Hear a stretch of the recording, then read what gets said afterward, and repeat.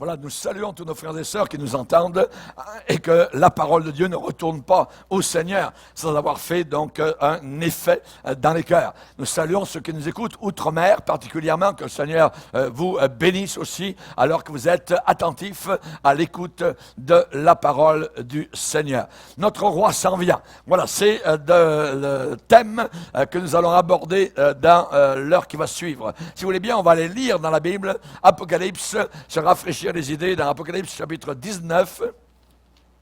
Apocalypse chapitre 19, et nous allons lire à partir du verset 11.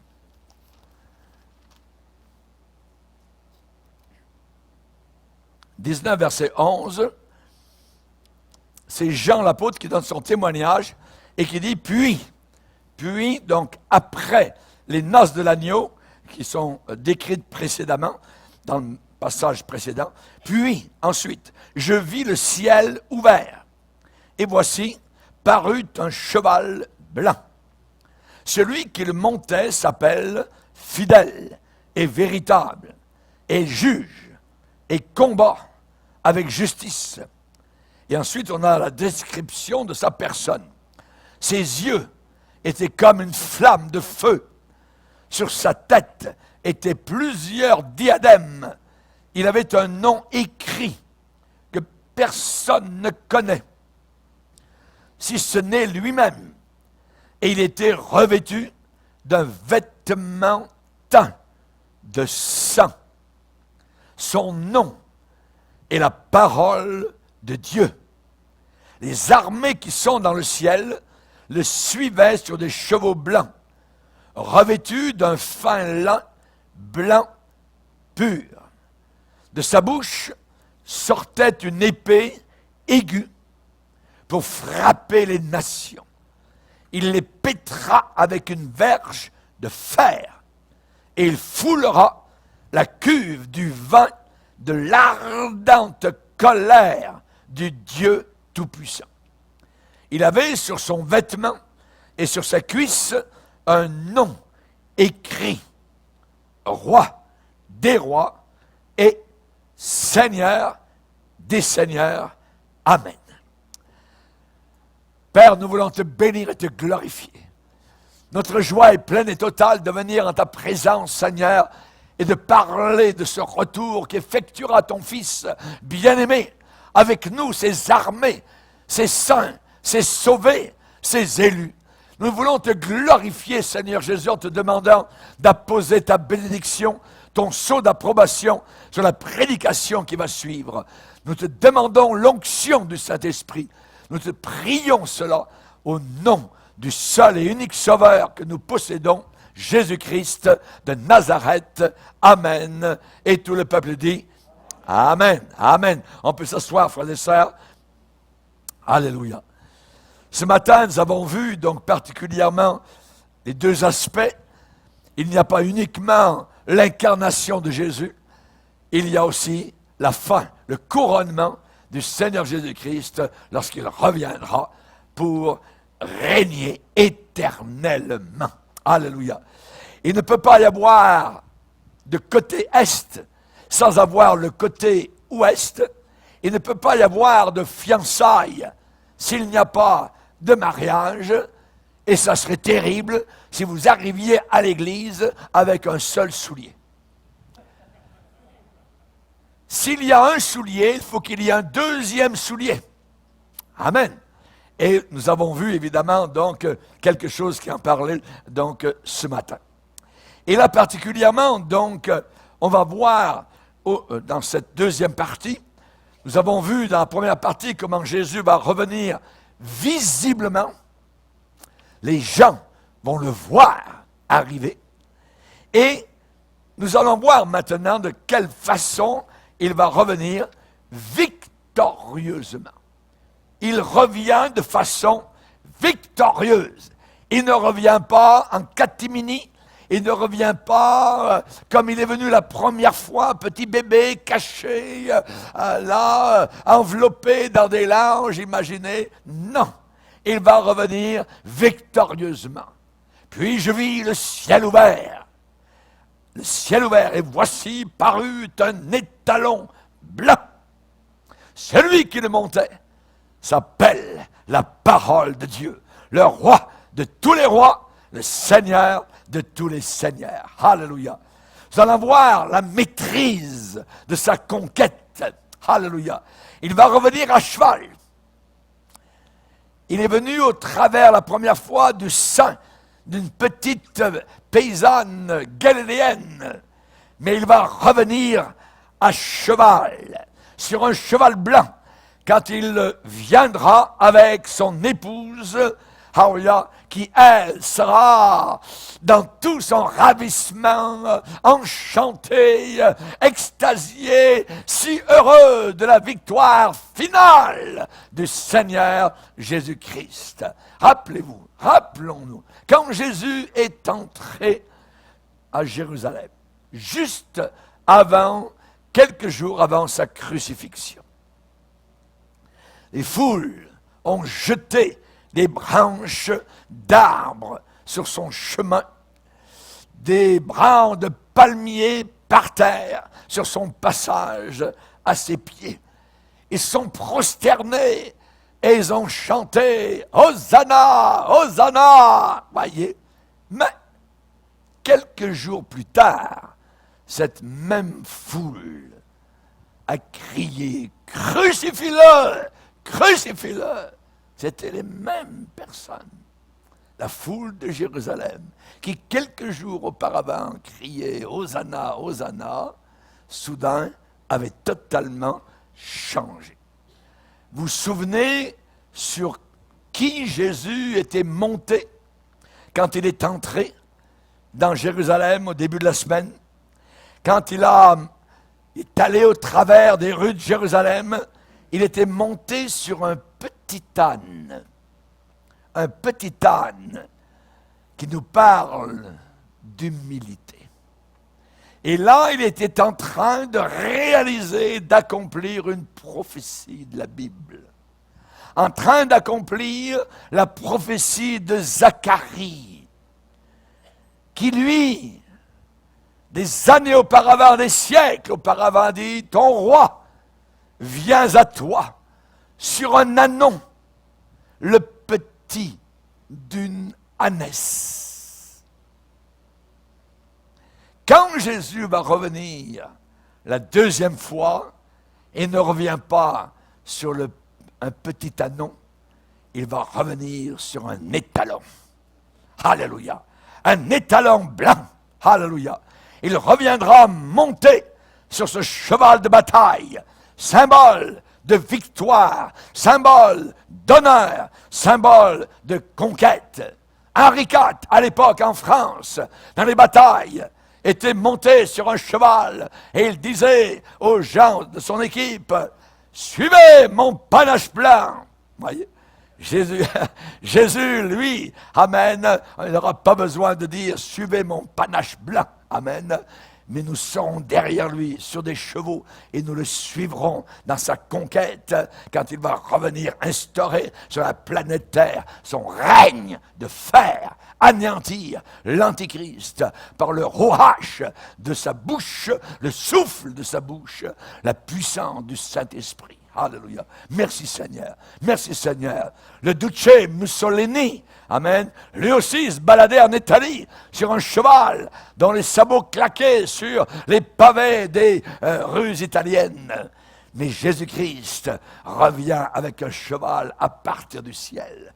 À partir de la gloire éternelle, il va passer devant la lune, il va descendre à la hauteur de la planète Terre et il va aller dans la direction de Jérusalem. Il ne viendra pas au Congo, il ne reviendra pas à Paris, il ne reviendra pas à New York, il va revenir à Jérusalem. Et quand il mettra le pied à Jérusalem, la montagne de Sion va se couper en deux. Imaginez, alléluia. Oh, j'ai hâte, je serai là, vous le verrez. Amen. Vous qui serez enlevés dans la gloire, vous allez vivre ces instants-là qui seront des instants inoubliables. Et nous régnerons avec Christ pendant son millénium. Et ensuite, à la fin du millénium, nous régnerons aussi pour l'éternité. Pour l'éternité. Tu as été fidèle en peu de choses. Entre dans la joie de ton maître. Je te confierai beaucoup a dit le Seigneur. Si nous sommes fidèles dans les petites choses, alors le Seigneur nous confiera de bien plus grandes choses. Et c'est très peu de choses sur la terre, d'être fidèle quelques petites années. Qu'est-ce que c'est? Un petit 60 ans, un petit 70 ans, un petit 30 ans sur la planète Terre, d'être fidèle au Seigneur. C'est zéro. Nous avons toute l'éternité par la suite. Mais restons fidèles, restons fidèles. Sois fidèle jusqu'à la mort. Dans le mot fidèle, il y a le mot latin fides qui veut dire foi. Ça veut dire continue à croire en moi jusqu'à la fin. Jusqu'à la fin. Et je te donnerai la couronne de vie. Alléluia. Jésus va revenir donc victorieusement. Et nous avons évidemment dans tout cela le mystère de son caractère. Le mystère de son caractère. C'est mystérieux tout cela. Il y a un monde qui nous regarde. Il y a un monde de l'au-delà. Jésus, c'est du réel. Il nous voit. Il inscrit chaque jour, chaque semaine, ce que nous faisons pour lui, les bonnes œuvres, qui sont répertoriées dans, je dirais, dans le ciel, et pour lesquelles nous recevrons une certaine récompense. C'est pourquoi Dieu l'a souverainement élevé et lui a donné le nom qui est au-dessus de tout autre nom, afin qu'au nom de Jésus, tout genou fléchisse. Tout genou fléchisse dans le ciel, sur la terre, sous la terre. Tout genou fléchisse devant le nom de Jésus. Quel est ce nom? Nous le connaissons comme étant Jésus. Jésus, racine Yeshua, qui vient aussi de Josué, qui veut dire libérateur, celui qui libère. T'a-t-il libéré, mon frère? T'a-t-il libéré, ma sœur? Es-tu libre? Alléluia. Vous connaîtrez la vérité, et la vérité vous libérera. Alléluia. Que Dieu soit béni. Ne nous laissons pas mettre de nouveau sous l'asservissement de mauvaises choses, de mauvaises habitudes, ou quoi que ce soit. Non, nous voulons rester libres. Amen. Dans le Seigneur. Il s'appelle Jésus. Tu l'appelleras Jésus. Hé, Joseph, tu l'appelleras Jésus, le bébé que porte Marie, celle que tu aimes, celle que tu voulais marier, mais tu ne savais plus parce qu'elle était enceinte. Et là, tu t'es dit, je ne peux pas continuer avec elle. Eh bien, cet enfant ne vient pas d'un homme, il vient de Dieu, il vient du Saint-Esprit. Et tu vas appeler cet enfant Jésus, parce que c'est lui qui sauvera son peuple de ses péchés. Alléluia, il m'a sauvé. Amen. Ça s'est réalisé dans ma propre vie et ça doit se réaliser aussi dans ta propre vie. Nous le connaissons comme Jésus. Si vous ne savez pas quoi dire dans la prière, vous n'avez pas de mots, vous n'avez plus de phrases, vous n'avez que vos larmes, que votre tristesse, votre fardeau, vous pouvez toujours dire Jésus, Jésus, Jésus. Ce nom est merveilleux. Et ce nom amène une présence qui vient vers vous pour vous consoler, pour vous élever, pour vous fortifier, non pas pour vous décourager, vous enfoncer, vous condamner. Il vient pour pardonner. Il vient parce qu'il est miséricordieux. Alléluia. Gloire au Seigneur.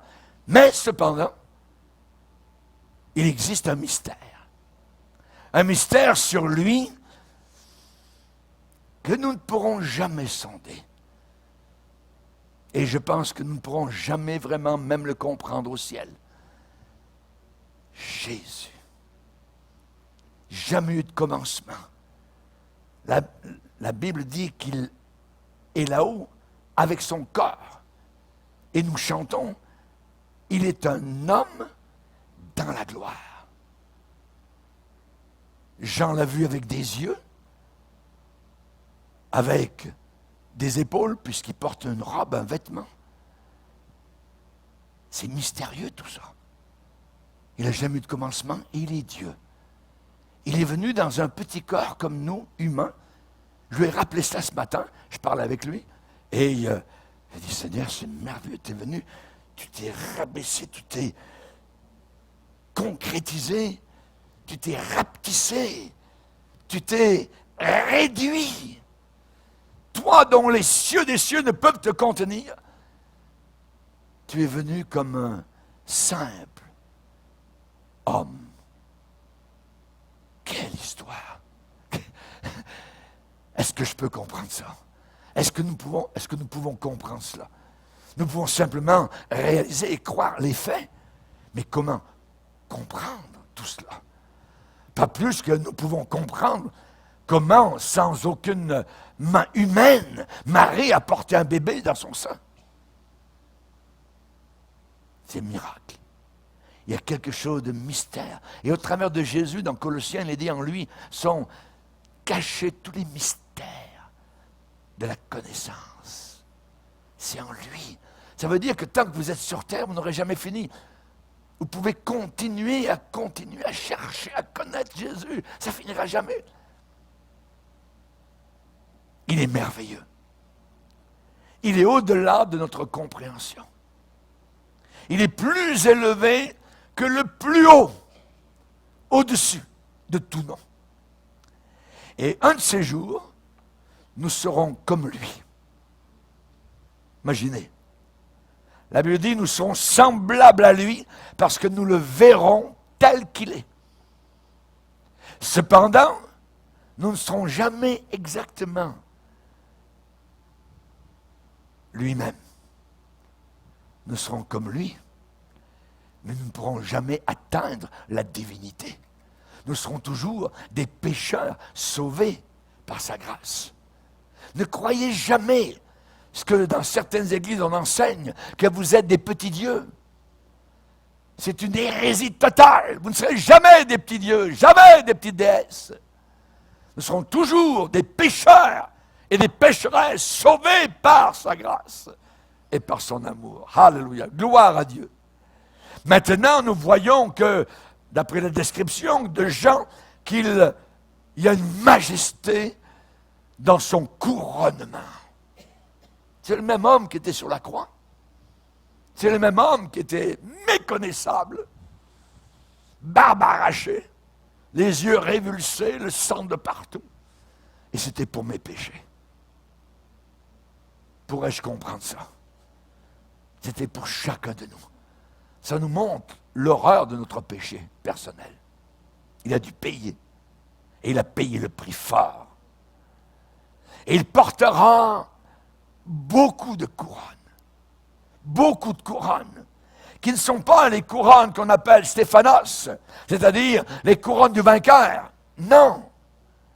Le mot grec, c'est diadème, diadéma, qui a fait en français diadème. Jean dit, il portait plusieurs diadèmes. Sur sa tête étaient plusieurs diadèmas. Ce n'est pas la couronne du vainqueur. La couronne du vainqueur, en grec, c'est Stéphanos. Et ce n'est pas Stéphanos qui est marqué là, c'est diadéma. Il portait plusieurs diadèmes. Qu'est-ce qu'un diadème? C'est une couronne royale que portent seulement les rois. Les rois portent des diadèmes. Jésus est le roi de tous les rois. Es-tu roi? A demandé Pilate. Jésus a répondu sans broncher. Tu le dis, je le suis. Mais mon royaume n'est pas de ce monde. La majesté de son couronnement. Et il n'en a pas seulement un diadème. La Bible dit beaucoup de diadèmes. Parce qu'il est le roi des rois et le seigneur des seigneurs. Sur sa tête étaient plusieurs. Plusieurs, ça veut dire beaucoup de diadèmes. Quand la Bible dit qu'à la fin des temps, plusieurs quitteront la foi, abandonneront la foi. Ça veut dire un grand nombre de personnes dites chrétiennes vont abandonner, lâcher la foi véritable. Et ici, c'est le même mot, plusieurs. Diadème. Donc, il ne portera plus une couronne formée d'épines. La terre l'a couronnée d'épines. Ce ne sera plus les épines de ce monde, mais il portera les joyaux du ciel, les perles des cieux, les pierres précieuses de l'éternité, les bijoux des cieux, plusieurs diadèmes. Et je m'attends à voir mon Sauveur porter cette couronne. Alléluia. Et nous pourrons chanter là-haut dans la gloire, couronnez-le de 1000 couronnes. Alléluia. Maintenant, tout cela sera la récolte du travail, de labourage qu'il a accompli au calvaire. Les sillons du champ du calvaire ont été maculés du sang qui a coulé du corps même de Jésus-Christ. Et cela, Apocalypse 19, dans son retour, sera la récolte du ministère de sa crucifixion. Et Jean en parle d'une certaine manière en disant qu'il était revêtu d'un vêtement teint. Teint. Lorsqu'on teint un vêtement, c'est avec une certaine couleur. On va teindre un vêtement en bleu, en mauve, ainsi de suite. Et il dit ici que Jésus était revêtu d'un vêtement teint de sang. Signification encore du sang. On va continuer à parler du sang. On a parlé lors de la Sainte Seine il y a quelques heures. On va en parler pour toute l'éternité du sang de Jésus. C'est par le sang qu'on est sauvé. C'est par le sang que le sacrificateur de l'Ancien Testament approchait l'arche de l'Alliance. S'il arrivait tout seul, il était frappé de mort devant le Dieu Tout-Puissant dans le Saint des Saints.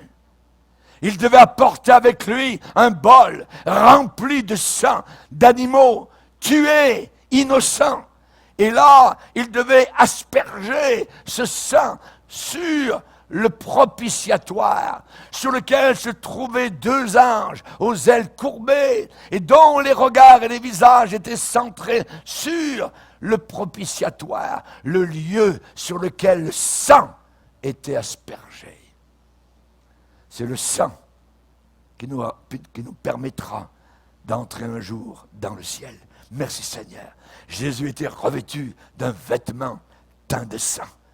Imaginez un peu. Imaginez Jésus qui arrive sur un étalon blanc avec des diadèmes. Ce n'est pas la tiare du pape. Non. C'est les diadèmes de Jésus-Christ.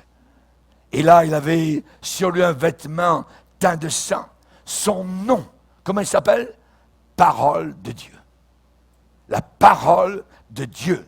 Je crois que c'est un rappel de son sang précieux qui a été répandu à Golgotha, et il le portera à jamais et toujours, ce vêtement teint de sang. Teint de sang. Il le portera comme emblème de son sacrifice, symbole de son sacrifice, signe coloré de son sacrifice. C'est la croix, c'est le sang, c'est ces 6 heures particulières au travers desquelles nous n'osons pas entrer, mais nous voulons déposer nos souliers comme Moïse l'a fait devant le buisson ardent. Tellement ce lieu est béni, ce lieu est horrible, ce lieu est mystérieux, ce lieu est glorieux. Dieu le Fils en train de mourir pour mes péchés et pour les tiens. Inimaginable. Alléluia. Merci Seigneur pour le ministère de la crucifixion, pour le ministère du sang. Alléluia. Qui nous apporte aujourd'hui la joie, la victoire, la paix dans le cœur. Alléluia. Merci Seigneur. Comment est-ce que nous avons vaincu Satan? Ils l'ont vaincu par le sang, encore là, de l'agneau. Ils n'ont pas aimé leur vie jusqu'à avoir peur de mourir face à la mort. Nous ne craignons pas, nous sommes en paix. Nous avançons, notre cœur ne bat pas plus vite. Nous sommes en paix et nous allons, parce que nous savons que dans quelques instants, c'est le Seigneur qui va venir nous accueillir. Alléluia. J'ai vu des chrétiens mourir. Mon épouse a fermé des yeux de nos chrétiens en train de mourir. C'est quelque chose d'inoubliable, de paisible. C'est un clin d'œil de la part du Seigneur qui nous dit, n'aie pas peur de mourir. Ce que je t'ai dit, c'est la réalité. Ô mort, où est ta victoire? La mort a été engloutie par la vie. Nos étudiants Certains, je pense, la deuxième année, sont en train d'étudier ce mois-ci un cours sur la mort. Alléluia. Et à la fin du cours, je peux vous dire qu'ils veulent tous quasiment entrer dans le ciel, passer par la mort pour aller voir ce Jésus glorieux qui les attend. Merci Seigneur. Ô mort, où est ta victoire? C'est à peu près comme un serpent venimeux qui viendrait se glisser autour de votre bras. Et vous n'avez pas peur. Vous le laissez glisser. Pourquoi? Parce que vous savez quelque chose. C'est que les dards à l'intérieur, le poison a été enlevé. Il ne peut plus rien faire.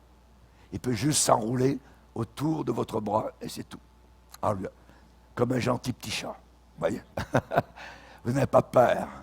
Vous n'avez plus peur. Alléluia. Dieu ne nous a pas donné un esprit de peur, mais un esprit de paix, un esprit de joie, un esprit de hardiesse, un esprit équilibré de sagesse. Alléluia.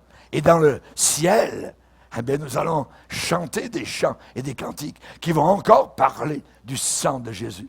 Dans Apocalypse chapitre 5, je peux vous donner déjà un couplet que nous chanterons dans le ciel. Hein? Apocalypse 5, verset 9. Apocalypse 5, verset 9. Et il chantait un cantique nouveau en disant, « Tu es digne de prendre le livre et d'en ouvrir les sceaux, car tu as été immolé et tu as racheté pour Dieu par ton sang des hommes de toute tribu, de toute langue, de tout peuple et de toute nation. » Alléluia. Par ton sang. Nous allons chanter le sang alors que nous verrons Jésus, alors que nous le verrons avec son vêtement teint de sang. Alléluia. Et nous rappellerons que sur la terre, nous avons vaincu le diable par le sang de Jésus-Christ. Amen. Alléluia. Où est notre espoir aujourd'hui? Okay. Nous avons chanté tout à l'heure merveilleux cantique. Avez-vous aimé ce cantique? Mais c'est merveilleux ce cantique-là. Alléluia. J'aimerais qu'on le chante à toutes les réunions. Alléluia. Gloire au Seigneur. Espère en Dieu, car il est près de toi. Amen. Espère en Dieu, car il prend soin de toi. Espère en Dieu, car le grand jour est prêt. Gloire au Seigneur. C'est merveilleux. Et en toi, Seigneur, je mets toute ma foi. Mon espérance ne sera pas déçue. Mon espérance ne sera pas déçue. Ma sœur, mon frère, ton espérance, ce que tu espères, ça ne sera pas déçu. Tu espères dans la bonne chose. Savez-vous qu'il y a toute une épître dans la Bible qui a été écrite exactement pour ce que je suis en train de vous dire? L'épître de Pierre. L'épître de Pierre. Première épître de Pierre, chapitre 5, verset 12. Première épître de Pierre, chapitre 5, verset 12. Pierre termine son épître merveilleuse de 5 chapitres, et il va dire, c'est par Sylvain, qui est à mes yeux un frère fidèle, que je vous écris ce peu de mots pour vous exhorter. Donc, voilà le but de l'épître, la première épître de Pierre, pour vous exhorter et pour vous attester que la grâce de Dieu à laquelle vous êtes attachés est la véritable. Vous êtes attachés à quelque chose de vrai. Vous n'êtes pas dans l'erreur, vous n'êtes pas dans une secte, vous n'êtes pas en train de croire quelque chose qui n'est pas vrai. Vous êtes attachés à la grâce qui est véritable. Alléluia. Alors, où est notre espérance? Est-ce que notre espérance peut se placer dans la science? La science a fait de notre monde une banlieue, un voisinage. Nous a fait aller jusqu'à la Lune. Mais la science pourra-t-elle nous faire aller jusqu'au ciel? Non. Vous ne pourrez jamais aller au ciel par la science.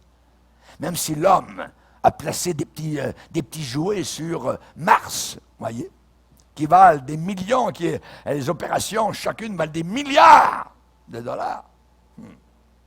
La science n'est pas notre espérance. Absolument pas. Scientifiquement, notre monde est rendu à l'université. Scientifiquement. Mais moralement, nous ne sommes qu'à l'école enfantine, à la maternelle. Et nous descendons de plus en plus. Avec chaque année, les choses seront de pire en pire. Tant que nous resterons sur la terre. Alors où est notre espérance? Ah, peut-être on va se tourner vers la politique. La politique, ça serait merveilleux, un communisme mondial, tout le monde il est beau, il est gentil, on va vous donner tous de l'argent, même salaire, tout ça, puis il n'y aura plus de riches ni de pauvres, tout ça. Une utopie. Ils ont déjà essayé en Russie, et ils ont tué pour cela des millions de personnes. Est-ce que notre espérance est dans la politique? Aucun politicien, aucun premier ministre ne peut nous sauver, nous délivrer. Le gouvernement ne nous a jamais délivrés de quoi que ce soit. Nous gagnons parfois des guerres avec les gouvernements, mais pas de paix. Il n'y a pas de paix dans nos cœurs. Et à notre époque, il semble que nous ne pouvons même plus gagner des guerres. Il semble que personne ne gagne des guerres. Il semble qu'il n'y a ni gagnant ni perdant. Et pourtant, ils arment tout ça, ils envoient des bombes et tout ça. Mais... Alors, est-ce que notre espoir est dans la politique? Non. Dans la science? Non. Ah, peut-être dans les réformes sociales. On va faire des réformes sociales. Eh bien, j'aimerais vous dire que la réponse n'est plus là. Elle n'est pas là non plus. Avec tout ce que la réforme sociale peut accomplir, quand ça marche, voyez, ça fait quoi? Ça fait que notre monde est un meilleur lieu à partir duquel les foules descendent pour l'éternité en enfer. Les réformes sociales, c'est simplement repeindre la route grande et large qui mène en enfer. Vous la repeignez. On veut un meilleur monde, tout ça. Nos parents ont souffert et tout ça, mais nous... mais si vous n'êtes pas sauvés, si à la fin de votre vie, vous allez tous en enfer, ça veut savoir quoi? C'est nous qui avons le bout du bâton. C'est nous qui avons le message qui convient à notre génération. Repens-toi tes péchés, viens à la croix, et le jour où tu mourras, que ça soit tôt ou tard, eh bien tu iras au ciel. C'est gratuit. C'est un merveilleux message. J'ai donné ma vie pour ce message-là. Quand je l'ai découvert, j'ai dit, c'est magnifique, je donne ma vie pour ça. Alléluia. Les réformes sociales ne sauveront jamais le monde. Vous êtes pasteur, vous êtes un peu pessimiste. Je ne le suis pas, je ne suis pas du tout pessimiste. Je suis un optimiste. Un optimiste éclatant et brillant. Je suis optimiste parce que je connais le seul qui peut sauver le monde. Nous ne sauvons pas la planète. La planète n'a même pas besoin d'être sauvée. Il faut sauver nos âmes. À quoi ça va servir de sauver la planète? Si la personne descend pour l'éternité dans les flammes de feu.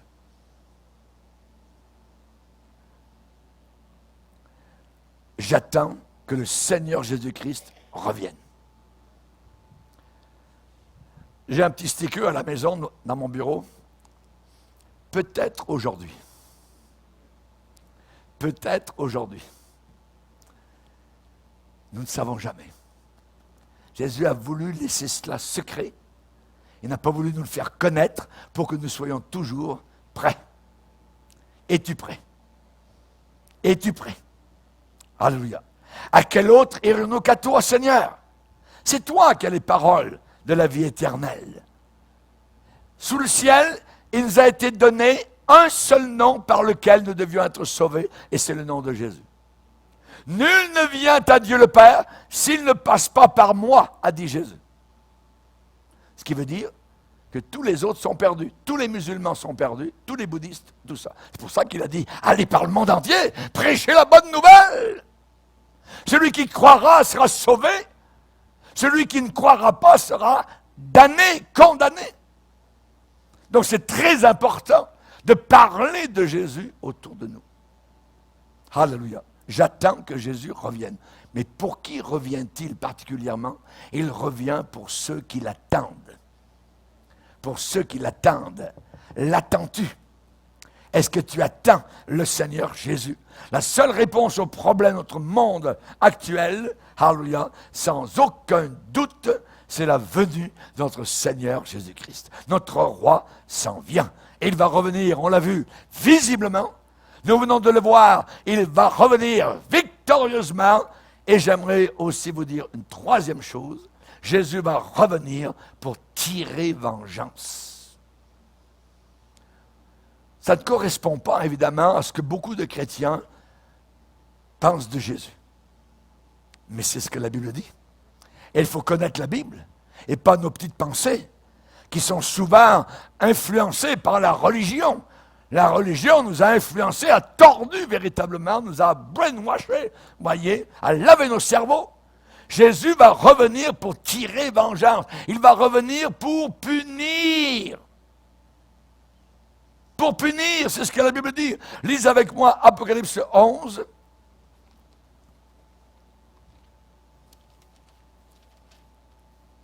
Apocalypse 11, versets 17 et 18. Apocalypse 11, versets 17 et 18. Nous te rendons grâce, Seigneur Dieu Tout-Puissant, qui est et qui était, de ce que tu as saisi ta grande puissance et pris possession de ton règne. Les nations se sont irritées, sont mises en colère, et ta colère à toi est venue, et le temps est venu de juger les morts et de récompenser tes serviteurs, les prophètes, les saints et ceux qui craignent ton nom. Alléluia. Jésus va revenir donc pour juger et pour récompenser ses fidèles. Alléluia. Dans Apocalypse 19 et le verset 2, lorsqu'il va y avoir une grande joie dans le ciel, parce que Dieu aura détruit la grande Babylone, le système commercial, religieux, politique actuel de ce monde, eh bien, et là, dans le ciel, il est dit que la foule, et nous y serons aussi, eh bien, 19 verset 2, hein, Seigneur, alléluia, à toi la gloire, la puissance, à notre Dieu, parce que ses jugements sont véritables et justes, car il a jugé la grande prostituée qui corrompait la terre par son impudicité, et il a vengé le sang de ses serviteurs qui ont été tués, évidemment, à cause de leur foi en Jésus. Et là, donc, Dieu va juger et venger donc ses serviteurs en le redemandant de sa main. Et ils dirent une seconde fois, Alléluia. Alléluia. Gloire au Seigneur. Donc, certaines personnes n'aiment pas l'idée du jugement. Ils n'aiment pas l'idée de vengeance. Hein, ils pensent que ce n'est pas très aimable de la part de Dieu, quand même. Hein, Dieu, il devrait être un peu plus bon que ça. Donc, ils veulent juger Dieu. Imaginez, voyez. Ils pensent que ce n'est pas très sympathique de la part de Dieu de tirer vengeance. Que disent-ils? Eh bien, il y a exactement ce que le pape déclare. Dieu est bien trop bon pour envoyer les gens en enfer. Et il va dire, le pape a dit, il n'y a pas d'enfer. Ça n'existe pas. Ça, c'est la religion. Ça, c'est le mensonge. Ça, c'est le venin du serpent. Dieu est trop bon pour punir le péché. Mais non. Si Hitler n'est pas en enfer, alors moi, j'y vais. Amen, vous m'avez compris. Alléluia. Dieu, j'aimerais vous dire, écoutez bien ce que je dis. Dieu est trop bon pour ne pas punir le péché. Dieu est trop bon pour ne pas punir le péché. Dieu est un Dieu saint. Rappelez-vous au Sinaï, alors que Dieu était juste à quelque distance, sur la montagne, en train de parler audiblement.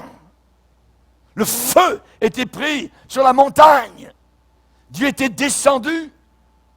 Et en bas, dans la vallée, pendant que Dieu parlait à Moïse, il dansait, il convoitait les femmes, les hommes, ainsi de suite, et ils se sont fait un veau en or. Qu'est-il arrivé? Est-ce que Dieu était trop bon pour juger ça? Non, Dieu a jugé, et il y a eu 3000 morts 3000 morts. Autant que les tours jumelles à New York. 3000 morts autour d'un veau en or. À Sittim, pendant que les païennes ont invité les enfants d'Israël à venir à leur fête, à célébrer leur Dieu. Et c'était là encore la convoitise sexuelle. Ça n'a pas changé. Comment Dieu a-t-il jugé et puni 24 000 morts? 24 000 morts. Relisez bien votre Bible. 24 000 morts. Hein? Pharaon et ses armées qui couraient derrière. Dieu a jugé. Il a refermé la mer. Et les bons petits Égyptiens ont tous été noyés. Ils sont allés voir s'ils pouvaient manger les poissons rouges. Dieu les a jugés. Dieu les a jugés. Du temps de Noé, Dieu a jugé toute la planète. Ils sont tous morts. Tous, sauf 8. Les anges qui étaient devant Dieu, qui le voyaient et qui ont suivi leur leader rebelle, Apollyon, Satan. Dieu les a-t-il épargnés, a dit, oh, ils n'ont pas compris tout ça. Dieu les a jugés, expulsés du ciel, réservés dans les abîmes de ténèbres pour l'éternité. Dieu a-t-il été bon pour les homosexuels de la vallée du Jourdain, ces deux villes impies, Sodome et Gomorrhe? Dieu les a brûlés et les a montré un exemple pour les impies à venir. Nous devons avoir une idée équilibrée de Dieu. Certains disent Dieu est trop bon pour punir le péché. Non, non. Si vous voulez voir ce que Dieu pense du péché, regardez la croix. Jésus est devenu péché. C'est affreux. À la croix. C'est là où nos sacs, nous avons déversé. Sacs de poubelle. Vous aimez mettre vos poubelles au chemin. Quand vous entendez le camion là, avec les fringues, hein, il réveille tout le quartier, tout ça. Ah, est-ce que j'ai mis les poubelles? Mettez les poubelles. Si vous levez le couvercle, hop, surtout l'été, ça pue. Vous voulez vraiment que le gars les prenne? Au calvaire, c'était ça. Le calvaire, c'était les poubelles. C'est là où nous avons déversé nos poubelles, nos saletés. Ça pue au calvaire. C'est ce que Dieu pense du péché. Il n'a pas épargné son fils, son propre fils. Il a tellement aimé le monde. Il n'a pas aimé le monde. Il l'a aimé tellement. Tellement. Tellement. La Bible dit, ne vous vengez pas vous-même, bien-aimés, mais laissez agir la colère, car il est écrit, à moi la vengeance, ça veut dire, elle m'appartient, dit Dieu. À moi la rétribution, ça veut dire, je vais repayer. Et c'est faire. Pas à vous venger. On vous frappe sur une joue, tendez l'autre joue. Ne vous vengez pas vous-même. La vengeance appartient à Dieu. C'est ce que le Nouveau Testament nous dit aussi. Dieu est un Dieu vengeur. Il va venger. À Athènes, l'apôtre Paul a dit aux intellectuels d'Athènes, Dieu a fixé un jour où il jugera le monde par l'homme qu'il a désigné et ce dont il a donné à tous une preuve certaine en le ressuscitant des morts. 2 Thessaloniciens, 1er chapitre, versets 7 et à 10, que le Seigneur revient pour punir ceux qui ne connaissent pas Dieu et qui n'obéissent pas à l'Évangile. Il revient pour punir, P-U-N-I-R. Il revient pour punir. Qui ça? Ceux qui ne connaissent pas Dieu. Ah, mais c'est pas leur faute, tout ça. Ils ne connaissent pas le Seigneur. Ben, Dieu va les punir parce qu'ils ne connaissent pas Dieu. Leur travail sur la terre, c'est d'apprendre à connaître Dieu. Connaître Dieu, c'est la vie éternelle. Punir ceux qui ne connaissent pas Dieu, et plus que cela, ceux qui n'obéissent pas à l'Évangile. Donc punir ceux qui désobéissent à l'Évangile, qui connaissent l'Évangile, mais n'y obéissent pas. Dieu va venir pour les punir. Apocalypse 19, verset 14, « Les armées qui sont dans le ciel le suivaient sur des chevaux blancs, revêtus de vêtements blancs. De la bouche du Seigneur sortait une épée aiguë. Pour faire quoi? Son épée aiguë. Pour frapper les nations. Frapper les païens. Nations, dans la Bible, souvent c'est nations païennes, les païens. Pour frapper les nations. Il les pétera avec une verge de fer. Le règne du millénium sera un règne où Christ sera visible à partir de Jérusalem, mais ce sera un règne de fer. Lock, stock and barrel. Personne ne pourra s'en échapper lorsque Christ régnera et tu régneras avec lui, je régnerai avec lui.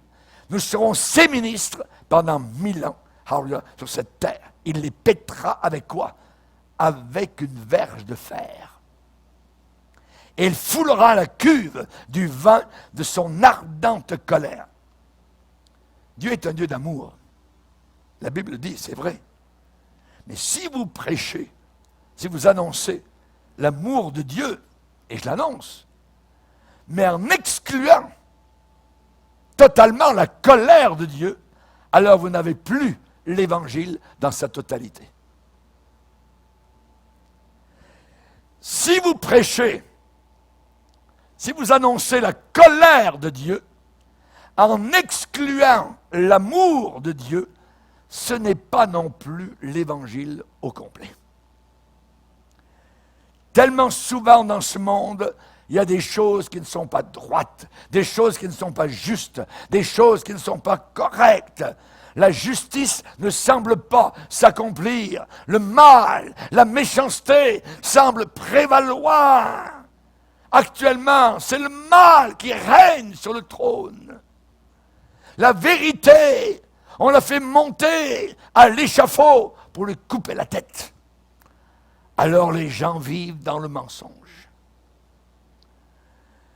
Mais ça ne sera pas comme cela quand Christ viendra pour régner.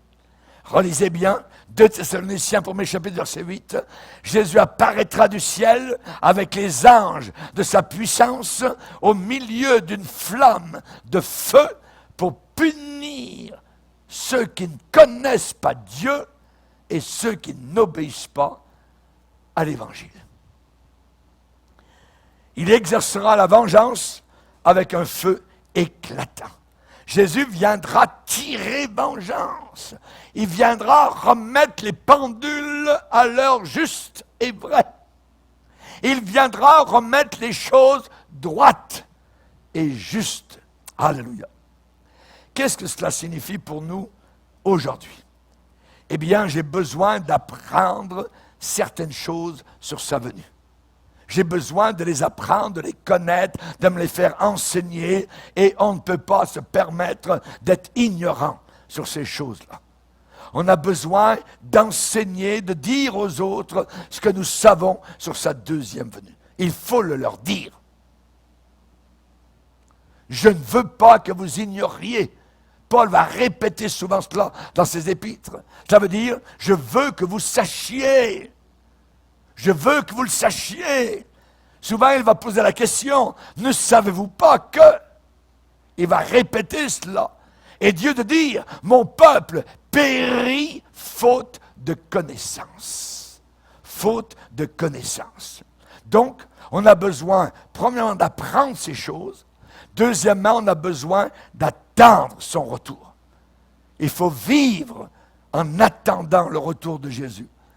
Si je croyais que je vais passer par la grande tribulation, alors je ne m'attendrai pas au retour de Jésus.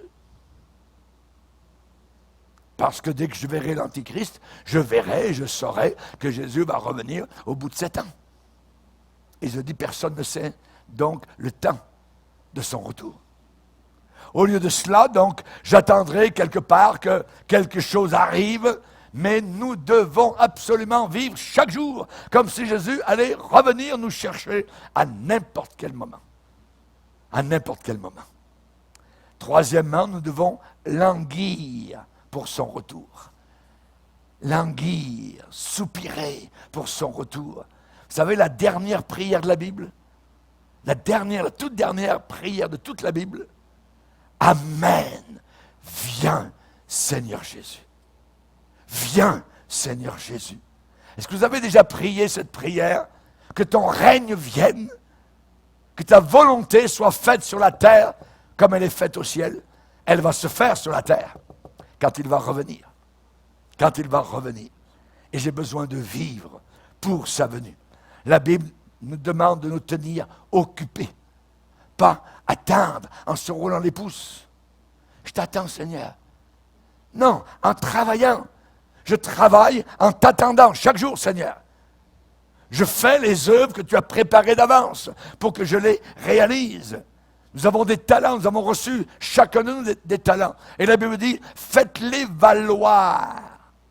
Mettez-les en valeur jusqu'à ce que je revienne.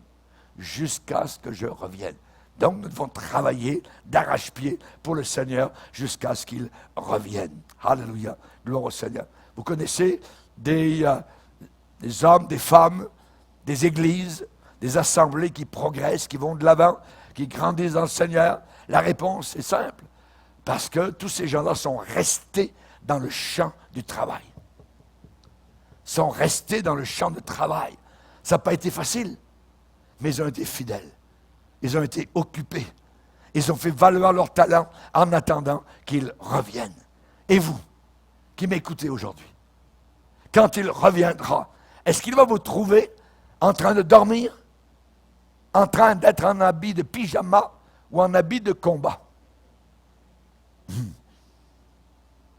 Est-ce qu'il va pouvoir vous dire, c'est bien, bon et fidèle serviteur, entre dans la joie de ton maître?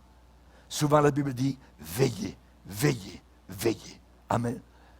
Un jour l'apôtre Paul a fait naufrage. C'était terrible. La tempête a battu le bateau, a cassé les mâts, tout ça. Ils ont jeté la cargaison par-dessus bord dans la Méditerranée. C'était vers la fin de la saison normale de navigation.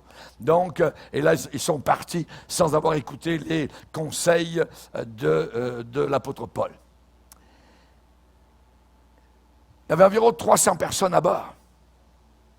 Ils étaient tous en train de penser à mourir. Et l'apôtre Paul leur a dit, courage.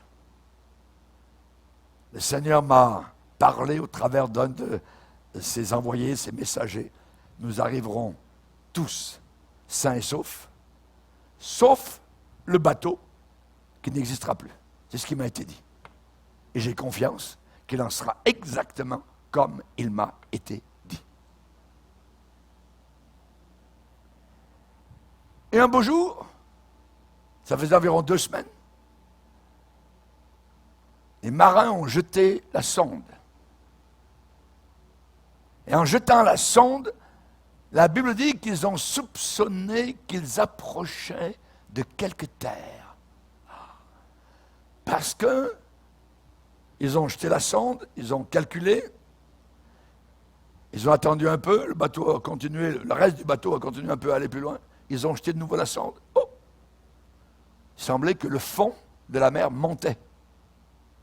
Et la Bible dit, ils ont soupçonné qu'ils approchaient de quelque terre.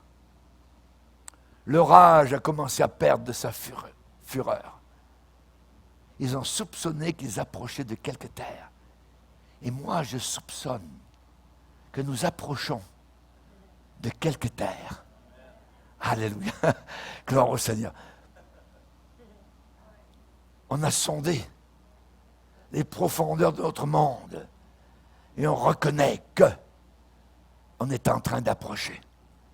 Peut-être qu'ils ont vu des morceaux d'herbe venir le long du bateau. Oh, des morceaux d'herbe, c'est des signes. Peut-être qu'ils ont vu des oiseaux qui ont commencé, oh, il y a un rivage quelque part. Ils ont entendu des mouettes. Ah, ah. Voyez, oh, on n'est plus en pleine mer. Il y a quelque chose. Je soupçonne qu'on approche de quelque terre.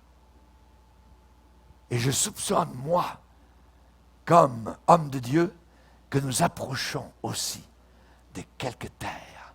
Alléluia. Merci Seigneur.